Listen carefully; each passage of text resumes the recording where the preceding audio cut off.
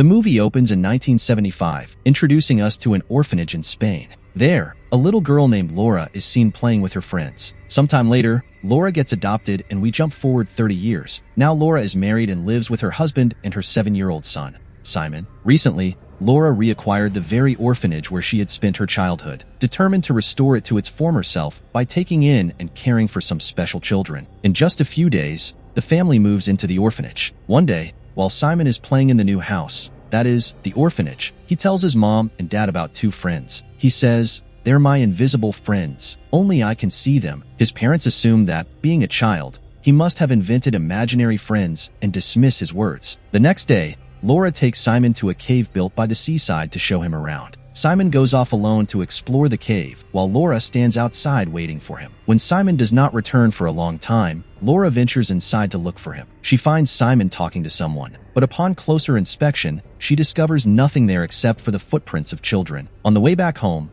Simon throws many shells, hoping that his new friend will follow the trail of shells back to their house. The following day, an elderly woman comes to meet Laura. She introduces herself as a social worker who also works as a doctor. Once inside the house, the social worker talks about Simon and even shows Laura his file. We learn that Simon is not their biological child, but an adopted one. The social worker explains that Simon had a disease even before Laura adopted him, and since she was treating him, she still wants to continue his treatment. However, Laura refuses, saying that her husband is a doctor and she prefers that Simon's treatment take place at home under their supervision rather than outside. So, she takes the file from the social worker and sends her away to confirm the illness. When Laura checks the file, the report comes back positive. Laura no longer wants Simon to know that he is adopted and that he has a disease, so she hides the file in a locker within a cupboard and keeps the key with her. That very night, a loud noise wakes Laura. The sound is coming from the shed outside their home. Rushing over to check, she sees the social worker inside, rummaging through things as if searching for something very important. Alarmed, Laura quickly wakes her husband and explains the situation. They both go to check, but by then the social worker has already left. The next morning, when Laura opens the front door, she finds a line of shells lying outside, the same shells that Simon had dropped on his way back from the cave. Simon then tells Laura about his 6 friends, saying, "They're all invisible. Soon, I'll be just like them and will always stay with them." One thing that strikes Laura as odd is when she sees Simon's drawing, in which he has also drawn pictures of these 6 invisible friends. One of the friends is even shown wearing a mask. Each child is holding something, and when Simon shows the drawing to Laura, she asks, "What are they holding in their hands?" Simon replies, "My friends take other people's things, hide them, and then the owner has to search for them using secret gestures. If someone finds their lost item through these secret signals, then the friends fulfill one of that person's wishes. It's like a game, and now I'm going to play that game with my friends, where I have to find my coins that they've hidden somewhere." Interpreting it as a game, Laura agrees to join Simon, thinking he simply wants to play with her. Believing that Simon must have hidden his coins by setting up all the clues, the 2 of them start searching. They first go to Simon's room through the clues, then to the garden, then to another room, and finally to the kitchen, where Simon finds a key that belongs to the same cupboard in which Laura had hidden his file. When Simon opens the cupboard with the key, he finds his coins tucked between the pages of his file. While Simon is delighted to have found the coins, Laura snatches the file away and starts scolding him. In response, Simon says, "I already know that I am your adopted son, that I have a disease, and that I will die soon." Hearing this, Laura is utterly shocked. She asks Simon, "Who told you this?" Simon replies, "Thomas, the invisible friend with the mask." Hearing this, Laura is completely baffled and distraught. The next day, a party is organized for the special children whom Laura had planned to adopt. When she comes to invite Simon to the party, he refuses, saying, "I'll go with Thomas." Laura, refusing to let him go, says, "No, you can't go. There's a party at home," and a quarrel ensues between the 2. When Simon becomes even more stubborn, Laura slaps him, which later fills her with regret. Angry, Simon leaves. Sometime later,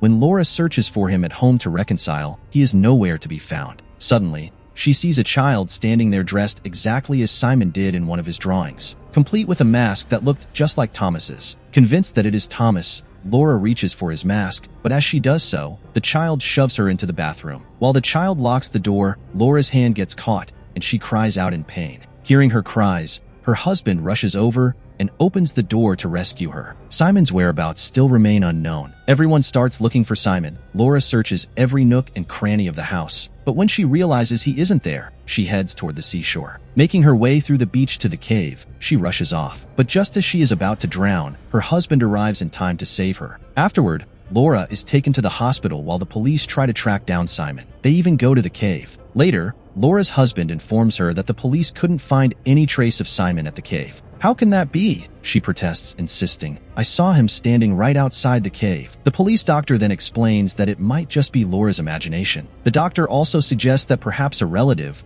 or someone known to her might have abducted Simon. This makes Laura and her husband think of the social worker. Laura tells the police doctor that the social worker had come to her house one night to talk about Simon and had even snooped around in the shed. But the police doctor is puzzled, saying that there is no record of any social worker by that name. Still, because Laura is certain she met her, she becomes convinced that the social worker is the one who abducted Simon, and she is absolutely sure that her son will be found with her. Because Laura's leg was injured, she had to use a wheelchair. Seeing her in that state, her husband tries to comfort her. He even takes off his chain and gives it to her, saying, "Wear this, and when we find Simon, I'll take it back from you." One night, while Laura is sleeping, her sleep is abruptly broken by loud noises coming from near Simon's room. Rushing over immediately, she finds a doll lying on Simon's bed. The scene then shifts 6 months later. Since the police still haven't been able to locate Simon, both Laura and her husband have nearly lost hope of ever finding him. But one day, while out somewhere, they spot the social worker crossing the road with a baby carriage. Suddenly, hope flares up in them. Maybe Simon is with her, and perhaps today our son will be found. Laura calls out to him, but just then a bus arrives and whisks the social worker away. Laura starts screaming and running toward the baby carriage. There, she finds another doll that looks exactly like Thomas's masked figure. When Laura goes to check on the social worker, her husband tells her that the woman is dead. After this incident, the police doctor brings some photos and video clips from the social worker's house for further investigation. It turns out that the social worker used to work at the same orphanage where Laura had spent her childhood, that is, the very house in which she now lives. She further reveals that the social worker had a son named Thomas, and because her son's face was disfigured, she always wore a mask to cover it, keeping him hidden from everyone. The police doctor then shows Laura a newspaper clipping about Thomas's disappearance. "Laura," she explains, "after you adopted that child in your childhood, some children went into the cave with Thomas. Once inside, they removed Thomas's mask and he ran out because they wanted to see if Thomas would appear without it. The children eventually left, but Thomas remained inside. Then, high waves from the sea came in, and the poor boy couldn't make it out because water filled the cave, leading to his drowning." Laura protests, "How can that be? I saw Thomas in my house the same day Simon disappeared." But the police doctor replies that it's impossible because Thomas is dead. It was just Laura's delusion. Later that night, as Laura lies in bed they begin talking, reminiscing about the time they spent with Simon. As they get lost in their memories, Laura tells him everything. After a while, when she opens the door, her husband comes into the room, and Laura panics, wondering who else might be in the bed with her. When she pulls back the sheet, no one is there. She tells her husband, but neither of them can make sense of these strange occurrences. Deeply troubled by all these bizarre events, and with 9 months having passed since Simon's disappearance, Laura visits a professor who specializes in psychology. She recounts everything that has happened since Simon went missing, even giving him a piece of Thomas's mask that she found when he had shoved her. After hearing her story, the professor advises her to visit a medium, a paranormal investigator who communicates with spirits and helps exorcise them. The very next day, the medium arrives at Laura's house fully prepared. Seated in a dark room, she attempts to communicate with the spirits of the house. Meanwhile, others watch her from another room through a camera. As the medium checks the entire orphanage, she enters a room where she hears the voices of 5 orphan children crying out for help. It sounds as if they are in terrible distress. In another room, people listen through audio equipment to the children's cries. When, at the medium's request, she asks the children about Simon, all the equipment suddenly loses power and shuts down, abruptly halting the session. When everyone gathers together, the medium apologizes to Laura, saying she couldn't find Simon. She also explains that people who are near death or about to die can see spirits. Hearing this, Laura ponders and remembers that Simon was ill. Perhaps because of his illness, he was able to see these spirits, which he then called his invisible friends. Enraged by this revelation, Laura dismisses all these strange occurrences as mere drama and orders the professor and everyone else to leave her house. As they depart, the medium tells Laura, "You're a mother, and it's your love for your child that will help you find Simon. You just need to pay attention to every detail, no matter how small." Now, Laura returns to the room where the medium had heard the children crying. Suddenly, a window shatters, and a bench outside falls down. When Laura checks the bench, she finds several dolls lying there, along with a picture of Simon that seems to have been placed as if it were another clue. The game suddenly comes back to her memory. Laura realizes that the spirits of those children are now playing a treasure hunt with her through these clues. Through one of the clues, she finds a doorknob. When she checks the entire house, she discovers that no other door has a knob. Then, while inspecting a wardrobe, she finds a locket belonging to the social worker. That moment brings back memories of the day when the social worker had come looking for something. Laura had broken open the small chambers in the house to pull out cement bags, but when she opened them, she was horrified to find the corpses of her 5 friends. These were the same children who had once played in the orphanage with her. These were the very children who had been involved with Thomas in the cave. In fact, after that day, the social worker had wanted revenge on those children for the death of her son, Thomas. She had poisoned their food, killing them, then stuffed their bodies into sacks and kept them there. And because Laura had reopened the orphanage, the social worker returned to remove those bodies so that no one else would learn about it. Laura tries to explain all of this to her husband, but he refuses to listen and talks about leaving the orphanage. Laura persuades him to give her 2 days, saying, "Let me stay here alone." After he leaves,